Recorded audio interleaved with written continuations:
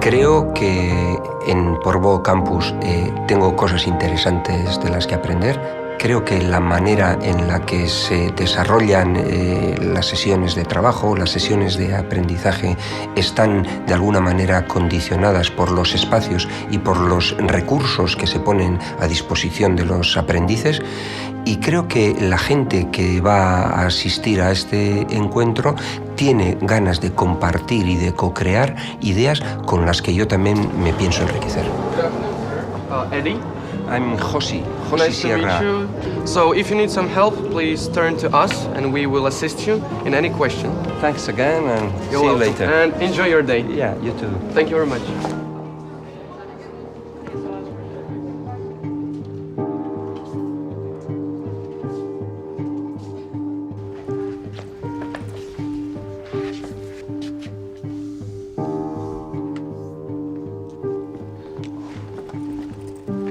I'm looking for some books about learning. Thank you very much. You're welcome.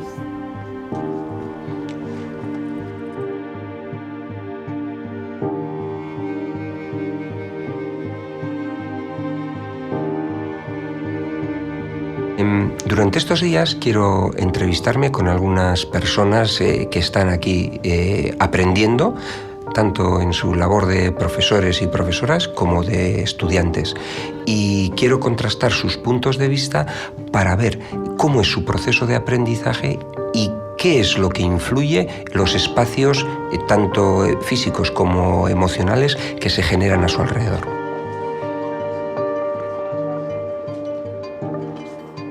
Hello, Marika. Hello, Josi. I was just some minutes before in an interesting workshop. Can you tell me what happens? What was in this storm? Well, hopefully it was challenging your conventions. Yeah. Helped you to see something you took for granted, maybe in another light. Learn something new about how to create, how to get ideas, ideation. And engaged your whole potential, not just your sort of logical thinking, but also your both sides of your brain. Well, maybe one thing is to remove people from sort of the area where they normally work. I don't Comfortable know. area, maybe. Comfortable, yes. We are very good at logical thinking and writing and presenting things in a certain way. So when you have to move away from that area, you suddenly have to actually go back to where you were in kindergarten. Teachers and students together create knowledge instead of somebody talking and spoon-feeding information to the others. Because for these digital natives, as we call them, it's terribly boring to sit down and listen to some old person who is talking.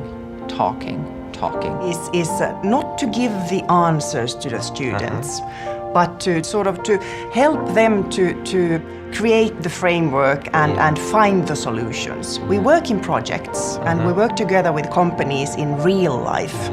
For me, the ways of learning here are very different to other schools I've been to before. Like, we do all the studies in groups, and I like that. I've been doing a lot of independent work because we've had our own company. We've been studying through the company with two other girls. We need to find a lot of information on our own. The main feature of the space is to be flexible. So for instance, that you can change it and you can move the furniture, you can reorganize it, you can remove the walls or put them back, and acoustics is very interesting. It's very important. Well, you probably feel it yourself when you get into this room, which is our startup school lounge.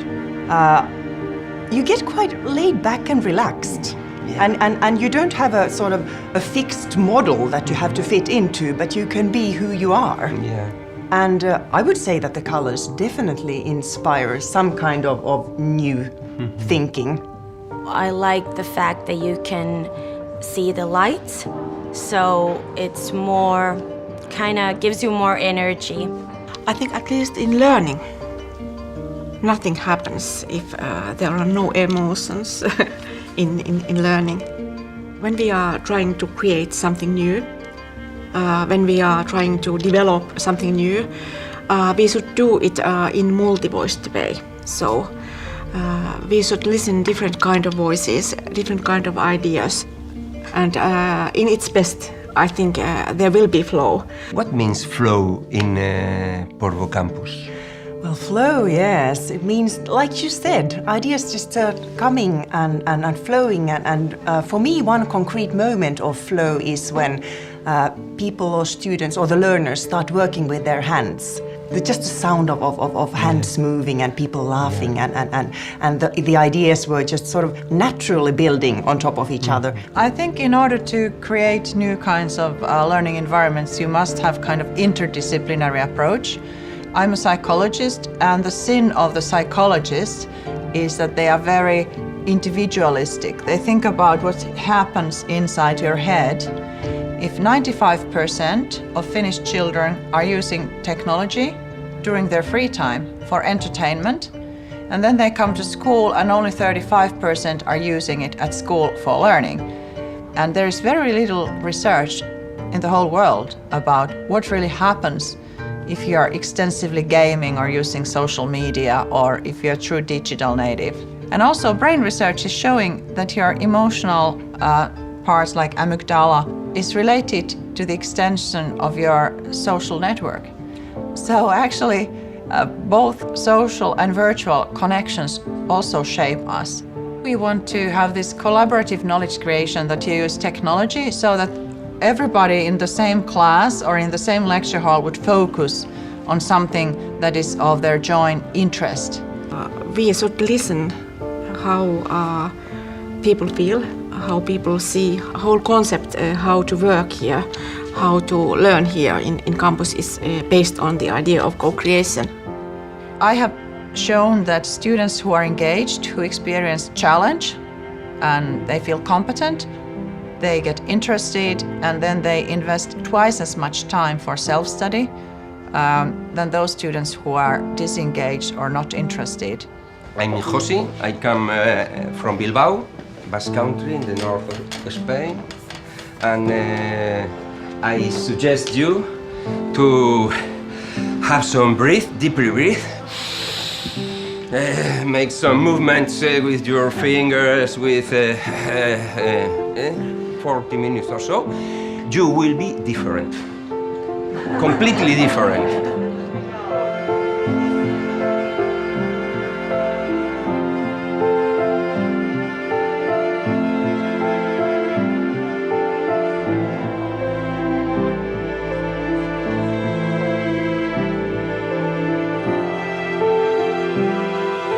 Do you remember the song? Let's sing. Yeah. Ei huulia illalla, vaikkon kaitaluinen, silmät silloin siniset, vaikkon kieronlaiset, silmät silloin siniset, vaikkon kieronlaiset. Teachers should start doing collaborative knowledge creation, recreating their minds and recreating their educational practices and recreating their social environment. I have this saying that the best way to predict the future is to create it. You have to step outside of your comfort zone and accept that, okay, I don't know the answers and nobody else does either, but together we are going to create them. Un aprendizaje importante para mí ha sido la red. Cómo, más allá de los aparatos o de los elementos que uses, la inteligencia colectiva y la red que se teje entre las personas te aporta elementos que cambian tu manera de pensar y sobre todo la manera en la que estás construyendo esos aprendizajes. Me voy de aquí con la sensación de que tengo mucho más que aprender, pero cuento con mucha gente que me va a acompañar en ese camino. Me llevo conmigo de Finlandia el aprendizaje en nuevos espacios físicos y emocionales, me llevo conmigo las ganas de enseñar y aprender de otra manera y sobre todo de mantener la pasión y las ganas por transformar el ámbito educativo con nuevas maneras de hacer.